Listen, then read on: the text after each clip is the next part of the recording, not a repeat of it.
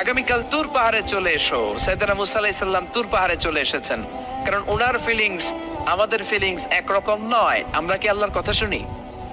জোরে বলেন। কিন্তু ওয়া কাল্লামাল্লাহু মূসা তাকলিমা, উনি আল্লাহর কথা শুনতেন। তো ওনার চিন্তা হচ্ছে যার কথাটা এত সুন্দর, না জানি উনি দেখতে কত। সুবহানাল্লাহ বলবেন না? আল্লাহ বললেন মুসা আগামীকাল আসো, তুর পাহাড়ে আসো। সাইয়েদনা মুসা আলাইহিস সালাম তুর পাহাড়ের উপর চলে গেলেন। আল্লাহ বললেন মুসা, এটা যেন তেন কোনো খেলা না। আবার তোমারে জিজ্ঞেস করতে চাই, আসলেই তুমি দেখতে চাও কিনা?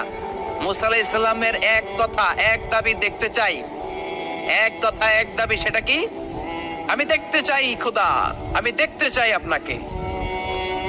আল্লাহ বললেন মুসা, এটা সাধারণ খেলা নয়, এটা বিপিএল এর খেলা নয়, এটা আইসিসি নয়, এটা ফিফার খেলা নয়, এটা মুসার সাথে বিশ্ব গভর্নমেন্টের খেলা, ঠিক কিনা? এটা সাধারণ খেলা না, it's a very dangerous game. তুমি যদি স্টার্ট করো, you have to go until the last moment, শেষ পর্যন্ত তোমাকে যেতে হবে, ঠিক কিনা? মুসা আলাইহিস সালাম এক পায়ে খাড়া। সাইয়েদনা মুসা বললেন আমি রাজি। আল্লাহ বললেন ওকে, তাহলে খেলা শুরু করে দিলাম। ও মুসা, তুমি দাঁড়িয়ে থাকো, খেলা এখন শুরু হয়ে যাবে। রব্বুল আলামিন মুসা আলাইহিস সালামের চারিদিকে অন্ধকার করে দিলেন। কি করে দিলেন?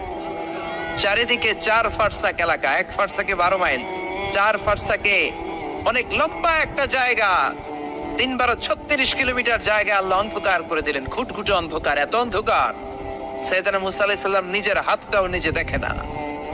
এবার মনের মধ্যে একটু ভয় চলে আসছে, কোন আওয়াজ নাই, অন্ধকার। এবার মনের মধ্যে ভয় এসেছে, কিন্তু আল্লাহকে দেখতে চায়। ওই নেশায় এখন অন্তরের মধ্যে কিছু সাহস আছে না নাই? সাহস নিয়ে দাঁড়িয়ে আছেন।